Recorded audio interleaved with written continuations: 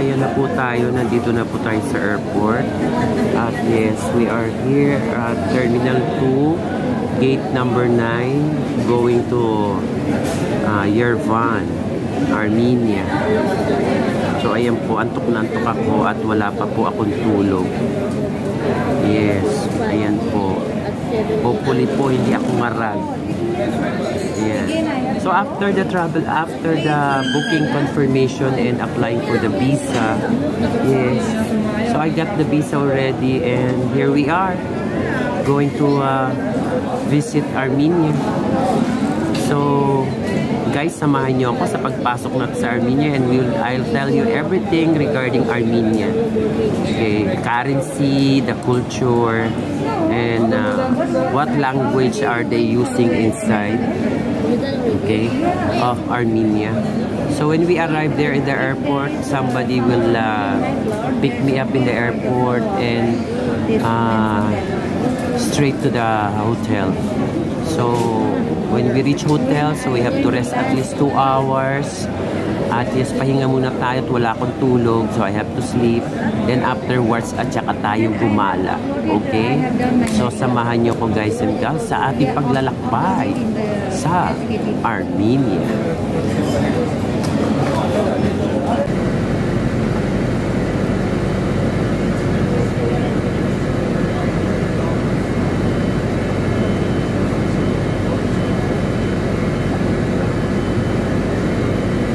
Ayan guys, ang mga player ng football. Yes, sila po. At nandito na po ako sa Armenia. Ayan po, medyo magalaw. Kasi, yes, ayan po. Ngarag ako sa flight. Wala akong tulog. Ayan po. Ayan na po si Kate at ngarag. At ayun po yung mga nasa taas, yung mga poging football player. Ayan po. Pagod, nakakapagod po yung travel. 3 hours. Ang sakit ng tenga ko. Ang sakit ng tenga ko sa turbulence, guys. So, antayin natin. Hindi pa lumalabas yung luggage ko. Okay, punta muna ako ng bathroom.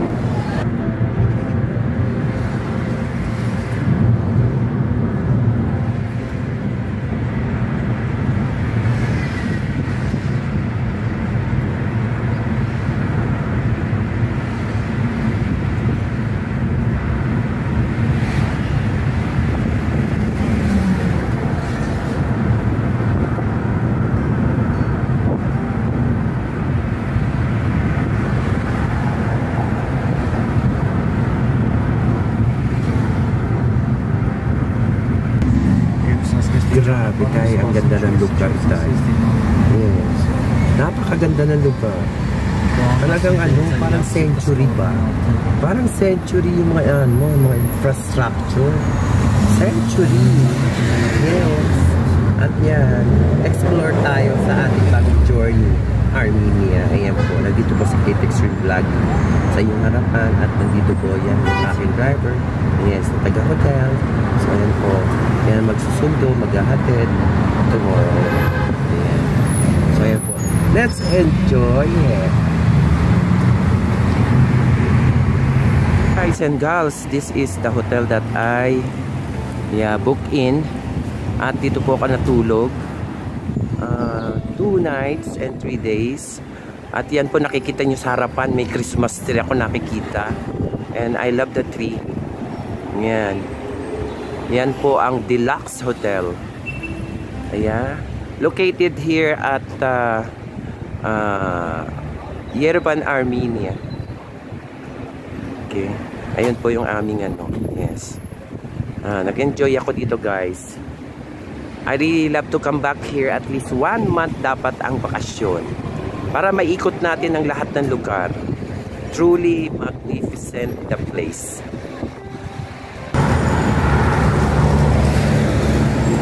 Ayan guys. Yes, nakikita niyo po ako. Yes, umaga po ngayon, alas 8. Alas 8:30 po. Ayan. Ganito po kalinaw dito. Ayan, nandito ako sa tabi ng ano po na kalsada. Ayan o, guys. Ayan. Diba? Europe na Europe ang dating. Dahil. Ayan. O, napakalinaw ng paligid. Nasa ilalim ako ng mga puno. At ito, yan, nakaupo ako sa bench. Oh. Yes, ang inyong lingkod, narito po. Yes, sa umagang kay ganda. Diba? So, ayan po, maglalakad tayo. Ayan.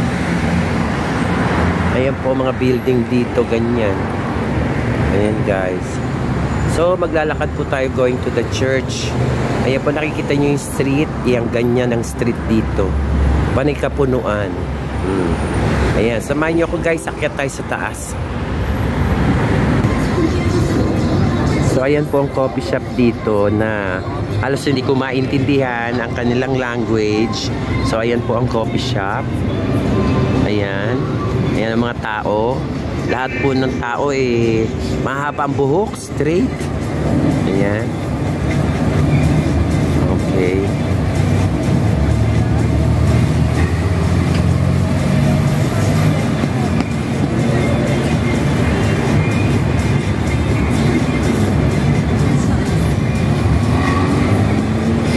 Gusto na naman ako. And guys, makikita nyo guys sa likod ko yung mga bahay dito ganyan. Nakita nyo yung infrastructure. Yeah. Ganyan ang mga bahay dito. You can tell talaga na you are outside. Yeah. Kasi iba ang itsura ng mga bahay. At yung mga building kakaiba. At lahat sila ay tumatawid talaga sa pedestrian. Wala akong nakikita sa mga kalye na dumadaan lang sila ng dumadaan. No, gumagamit sila ng pedestrian. Ayan. So, samahan nyo ako guys. Ikot-ikot tayo. Okay? Here we go. So, ayan guys. Upo muna tayo. Nakakapagod. Lakad ng lakad pala dito. Walk ng walk. Kaya pala. Yes. All you have to do is walk. At makikita mo talaga lahat sila pasyonista. Aba, iba-ibang klase damit. Yes, lalo na yung mga babae. Lahat sila straight ang hair. At kanya-kanya sila ng pagandahan ng suot.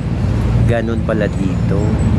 So nakita nyo guys, iba talaga pag nagta-travel ka sa ibang bansa. Yeah, especially first time natin sa Armenia. So, let's explore Armenia. Yeah. Tomorrow dun tayo sa pasyal tayo sa ibang lugar. No? Ito po, nakaupo tayo sa bench. Nandito ko sa ilalim ng puno. Ayan. Yes. Tapos, yung kanilang street cross. So, kailangan lakarin mo lahat yon para malaman mo kung ano-ano ang naroon. Okay. So, anyhow, oras ay 4 o'clock in the afternoon at yes, malamig ang panahon. Mamayang gabi, sabi sabi nung Armenian babae, magbi-below 17 daw. Sabi ko, let's see mamaya. So, palit na naman ako ng outfit. Pangkinaw naman suot ko. Tingnan nyo guys, dito ang flower shop, walang AC. Ayan, nasa labas lang oh.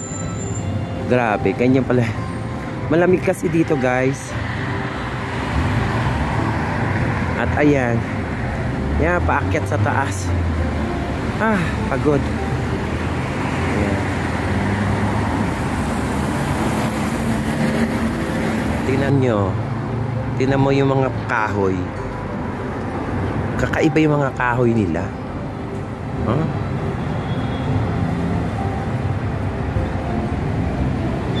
Maganda.